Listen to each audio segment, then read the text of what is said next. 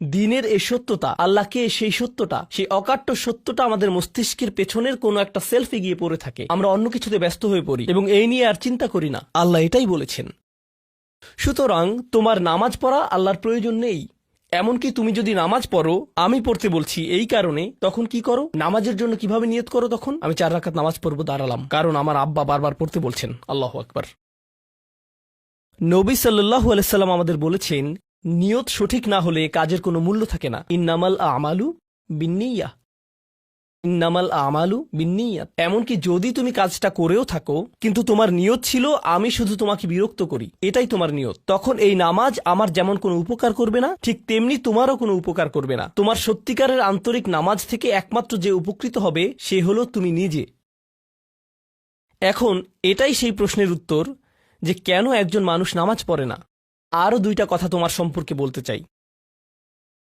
তার মাঝে একটা হলো নামাজ পড়ার উদ্দেশ্য কি, কোন কারণে পড়ব।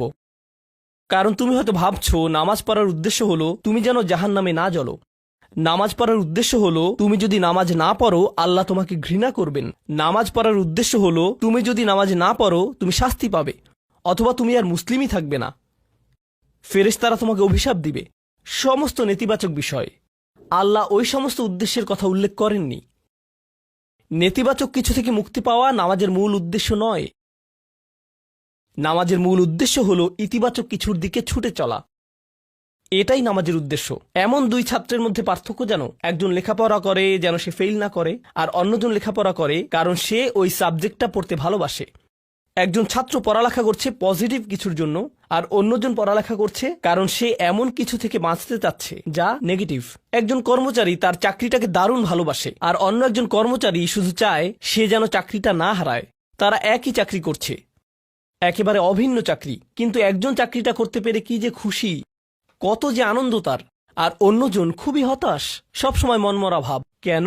কারণ তাদের একজন এটা করছে ক্ষতিকর কিছু থেকে মুক্তি পাওয়ার জন্য, আর অপরজন এটা করছে উপকারী কিছুর দিকে ছুটে চলার জন্য। আল্লাহ কোরআনে যখন আমাকে নামাজ সম্পর্কে বলেছেন যে কেন আমাদের নামাজ পড়া দরকার, তিনি মুসা আলাইহিস সালামকে এই উত্তরটা বলে দিয়েছেন যখন তিনি তার সাথে সাক্ষাৎ করেছিলেন। তিনি বলেছেন, আকিমিস সলাতা লিযিকরি, আর আমাকে স্মরণ করার উদ্দেশ্যে নামাজ কায়েম করো। তোমার নামাজ ঠিক রাখো যেন তুমি তোমার রবকে স্মরণ করতে পারো।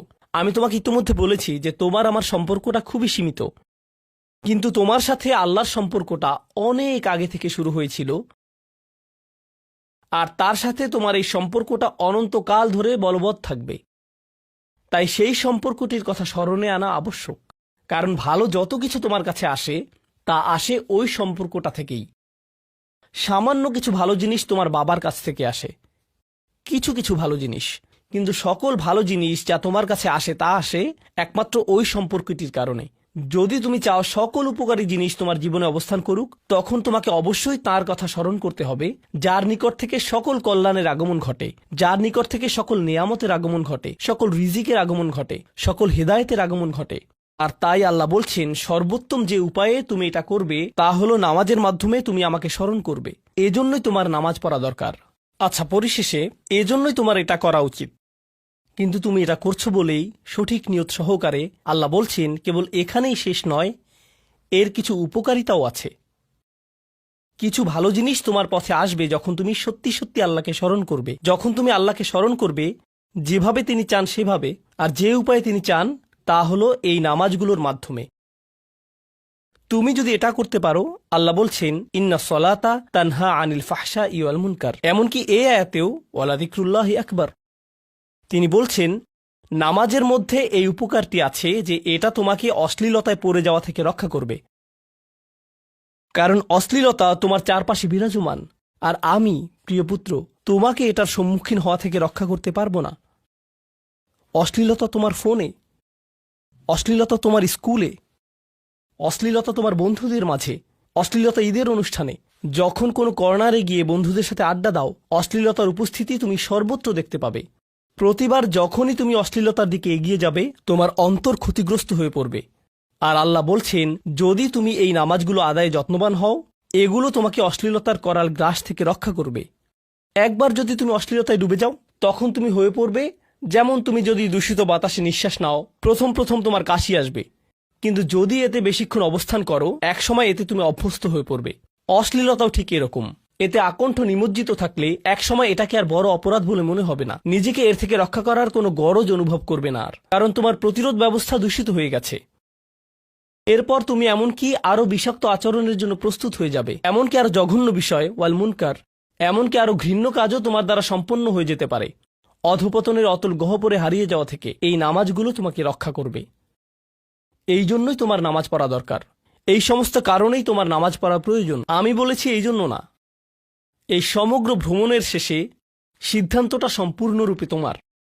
কারণ আল্লাহ হয়তো আগামীকালই আমাকে নিয়ে যেতে পারেন, আল্লাহ হয়তো আমাকে 1 বছরের মধ্যেই নিয়ে যেতে পারেন। তোমার এবং আমার মাঝে যে এই সম্পর্কটা বর্তমানে আছে, এমনকি যদি আমরা 100 বছরও বাঁচি, আমরা এর চেয়ে বেশি বাঁচতে পারবো না। একটা সময় আছে যখন এর সমাপ্তি ঘটবে, কিন্তু ওই সম্পর্কটি, তুমি যদি সত্যিই ওই সম্পর্কটি সম্মান করতে চাও, নামাজ পড়ো। তোমার প্রতি এটাই আমার উপদেশ।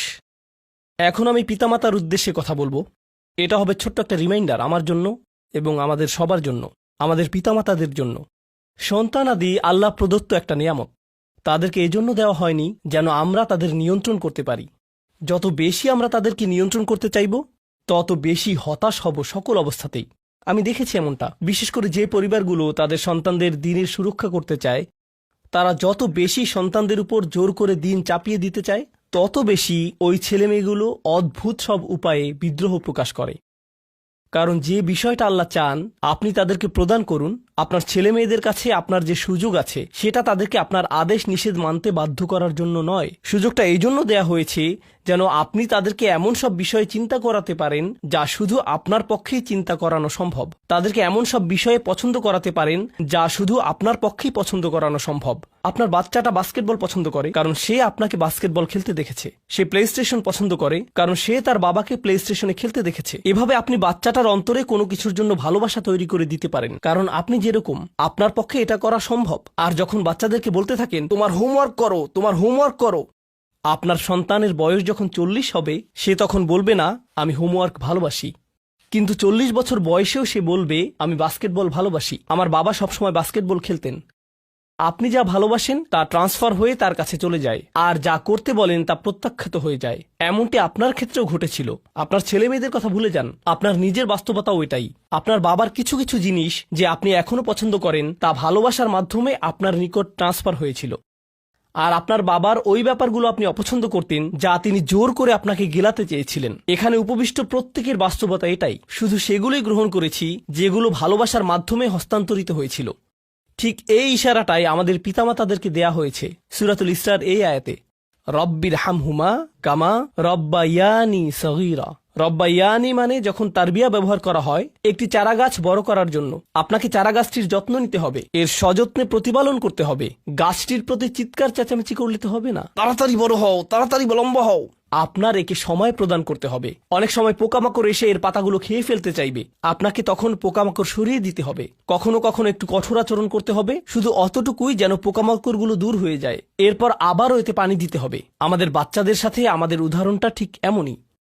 ঠিক এ কারণেই আমরা আমাদের মাতা পিতার জন্য এই দোয়াটা করি। আমি দোয়া করছি আল্লাহ যেন আমাদের সন্তানদেরকে হেদায়েত দান করেন, যা শুধু তার পক্ষেই দেয়া সম্ভব। দোয়া করছি আল্লাহ তাদের অন্তরে ইস্তিকামা প্রদান করুন, যেন তারা তাদের জীবনের সঠিক সিদ্ধান্ত নিতে পারে। আরও দোয়া করছি আল্লাহ তাদেরকে ইব্রাহিম আলাইহিস সালামের দোয়ার মতো করুন, যা তিনি আমাদের সবার জন্য করেছিলেন, রব্বি জাআলনি মুকিমাস সলাতি ওয়া মিন যুররিয়াতি। হে আমার রব, আমাকে সালাত কায়েমকারী বানান এবং আমার বংশধরদের মধ্য থেকেও। আল্লাহ তাআলা এখানে উপস্থিত পিতামাতাদেরকে, আমাকে সহ সবাইকে এমন দৃষ্টান্তে পরিণত করুন যে আল্লাহকে ভালোবাসে এবং যে নামাজকে ভালোবাসে, যেন আমাদের ছেলেমেয়েরা নামাজের প্রেমে পড়ে যায় আমরা যেভাবে নামাজকে ভালোবাসি তা দেখে। বারাকাল্লাহু লি ওয়া লাকুম ফিল কুরআনিল হাকিম ওয়া নাফা'নি ওয়া ইয়্যাকুম বিল আয়াতি ওয়াজ যিকরিল হাকিম।